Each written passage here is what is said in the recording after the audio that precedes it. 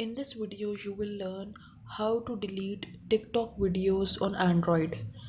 The process is really simple and it is similar for Android as well as for iOS devices. So first make sure that you are connected with the internet, and once you are connected with internet, go and tap on your TikTok application. So once you have opened your TikTok application, wait for it to load. After that, Assalamualaikum. you can see that there is a mini profile icon located on the right bottom corner of your screen. Tap on that profile icon and this will open your main profile page. After that, here I'm going to show you how you can delete TikTok videos on Android.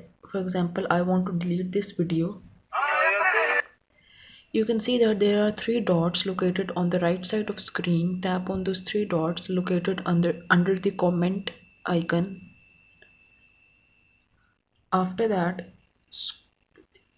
swipe to the right, and here you can see the last option is of delete. Tap on that delete button.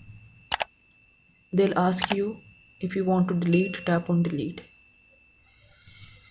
So this was the process by which you can delete TikTok videos on Android.